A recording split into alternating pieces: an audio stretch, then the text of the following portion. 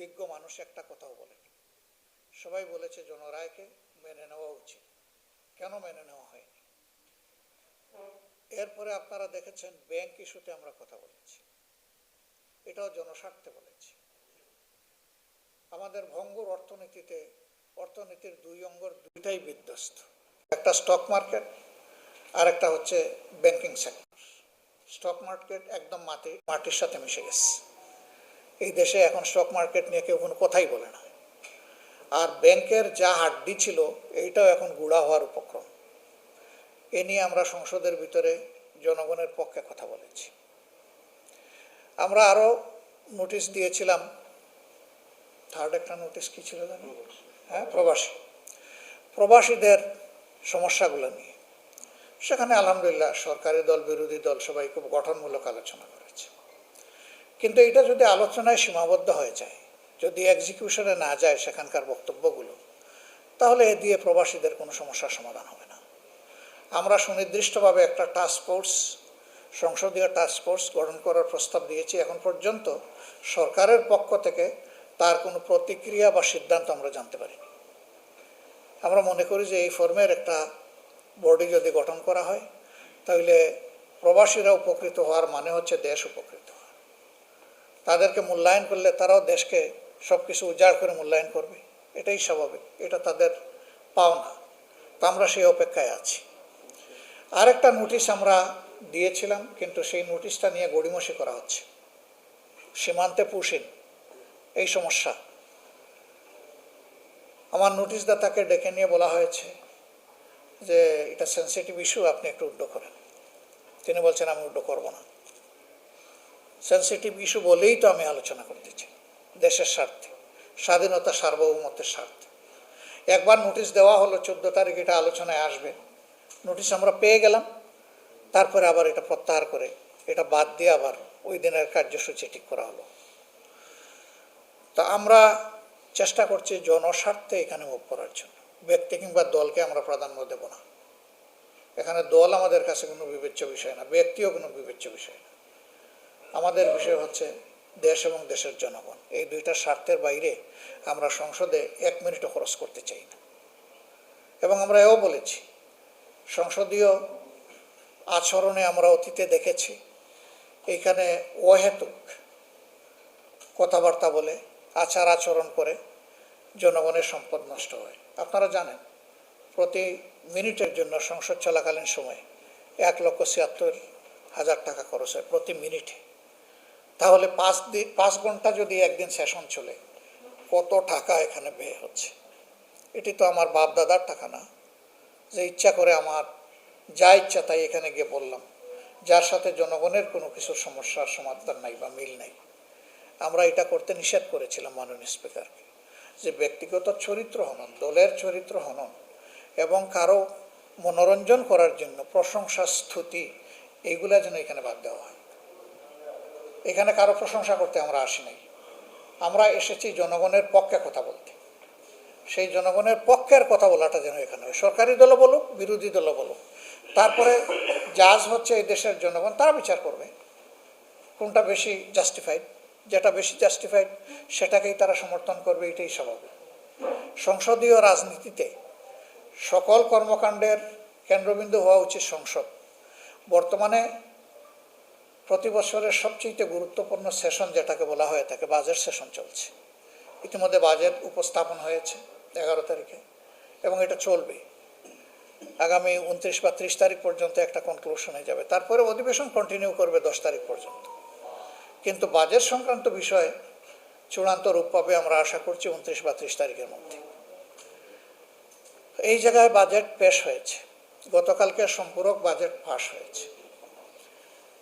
এখানে 90 বিধিতে না আছে যে 91 বিধিতে আছে সম্পূরক বাজেটটা পেশ করতে হবে মার্চ মাসে, যদি বিশেষ কোনো অসুবিধা না থাকে। ওই বিশেষ অসুবিধার ছুতা ধরে এসে একদম জুনের মাঝখানে এসে করা হচ্ছে, লাস্ট মান্থে। মাননীয় চিফ হুইপ তিনি দাঁড়িয়ে একটা ব্যাখ্যা দিয়েছেন। তিনি বলেছেন 3 মাস আগে যদি এটা হয়ে যায় তাইলে খরচ হওয়ার আগে অ্যাকুরেসি থাকবে না।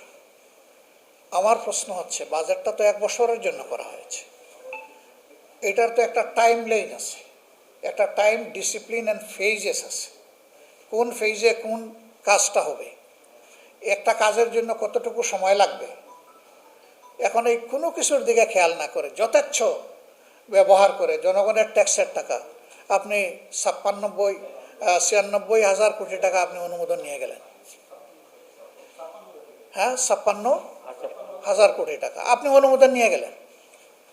আপনি অনুমোদন নিলেন, খরচ করে এসে নিলেন। আমরা হয়তো বা তার ক্রিটিক্যাল অ্যানালাইসিস করলাম, কিন্তু লাভ কি? 2/3 মেজরিটি, মানে এজেন্ডা শুরু হওয়ার আগেই একজন হাত নাড়ানো শুরু করে যে সবাই সাপোর্ট দিবা, সবাই সাপোর্ট দিবা। What is this? এজেন্ডা আসলোই না সামনে, প্রস্তাব আসলোই না সামনে, আপনি সাপোর্ট আগে শুরু করে দিলেন।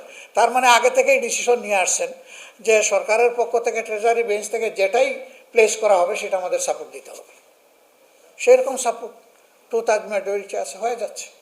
আমাদের সংসদ সদস্যরা দাঁড়িয়ে বলেছেন, আমরা এখন পর্যালোচনা করতে পারি, কিন্তু এটা তো অর্থহীন। আমরা বাজেট বক্তৃতা ইনশাল্লাহ এই বিষয়গুলো আনব। এই শেষের দিকে যে টাকাটা 1 মাস 2 মাসে যেটা খরচ হয়, এটা বলতে পারেন যে এই সবগুলার একটা বড় অংশ পানিতে ভাসায় দেওয়া হয়, লুটপাট করা হয়। এখানে কোনো অ্যাকাউন্টেবিলিটি থাকে না। মে মাসের 30 তারিখ গিয়ে বলা হচ্ছে জুন মাসের 2 তারিখের মধ্যে আপনারা রিকুইজিশন দেন, 30 জুনের ভিতরে এই টাকা শেষ করতে হবে। আরে 30 জুনের মধ্যে একটা এস্টিমেটও তো লাগবে, কাজের লোকও তো নিয়োগ দেওয়া লাগবে। এ কোনো কিছুর মিল নাই। শেষের দিকে যে টাকাগুলো ছড়ানো হয়, কিছু লোকের পেট ভরানো হয়। এটা জনগণের উপকারের মতো উপকার বড় কিছু হয় না। আমরা এগুলো নিয়ে আমাদের সুস্পষ্ট প্রস্তাব দেব।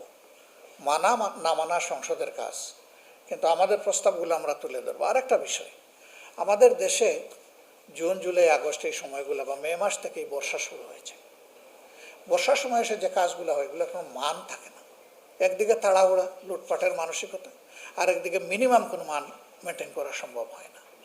এই কাজগুলা যদি গিয়ে ড্রাই সিজনে হয়, তাও কিছুটা মান পাওয়া যায়।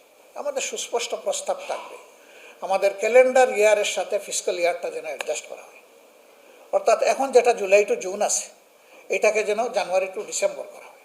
দুনিয়ার বহু দেশে আছে, উন্নত দেশগুলোতেও আছে, আমাদের মতো ট্রপিক্যাল কান্ট্রিতেও আছে। তো আমাদের দেশে অসুবিধা কী? আমি একজনকে জিজ্ঞেস করেছিলাম সরকার পক্ষের, যে এইটা বদলানোর মাঝে সমস্যাটা কী? বলে না, আমাদের দেশে মানুষ দান টান কাটে তো চৈত্র মাসে, তারপরে একটা মানে সেলিব্রেশনের মতো হয়। আমি বললাম, সেলিব্রেশন তো হয় ওই মানুষের টাকার অপচয় করে যারা দান কাটে। তা আমরা কি এই অপচয় রোধ করতে পারি না? কই, অতীতের ঐতিহ্য ভালো হলে তো সংরক্ষণ করব, কিন্তু ঐতিহ্যটা যদি খারাপ হয়, দেশ এবং জনগণের স্বার্থের বিপক্ষে হয়, তাইলে নতুন ঐতিহ্য তৈরি করার মধ্যে সমস্যাটা কোথায়? আমরা ইনশাল্লাহ এই বিষয়গুলো সামনে নিয়ে আসবো, আপনারা দোয়া করবেন।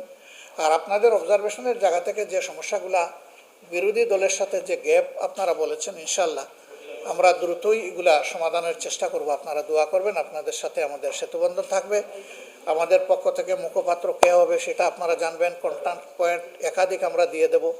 একজনকে হয়তো মিস করলেন, আরেকজন যাতে মিস না হয় সেই জন্য এই ব্যবস্থাগুলো আমরা রাখবো ইনশাল্লাহ। আপনারা এসেছেন কষ্ট করে, বিশেষ করে আজকে ফাইটিং পজিশনে এসেছেন।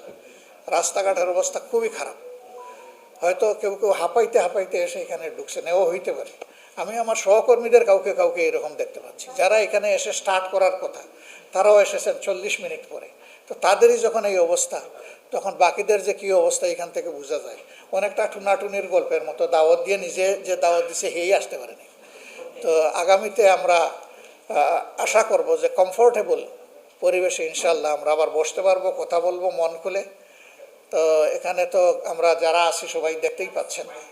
আমরা মনে করেন যে আপনারা এখন বিরোধী দল, এখানে যারা বসছেন আপনারাই বিরোধী দল, আর আমরা সরকারি দল। বিরোধী দলের কাজ হলো সরকারের ভুল ত্রুটি চিহ্নিত করে চেপে ধরা। আপনারাও আশা করি যে কোনো হেসিটেশন ছাড়া আমাদেরকে চেপে ধরবেন, তাইলে কিন্তু আমরা লাভবান হব এবং এটাকে আমরা ওয়েলকাম করবো ইনশাল্লাহ। যারা কথা বলেছেন তারা মাশাআল্লাহ ভালোই চেপে ধরেছেন, এই জন্য আপনাদেরকে অনেক ধন্যবাদ। এবং আমরা আগামীতে সেটাই আশা করব আপনাদের কাছ থেকে। আমরা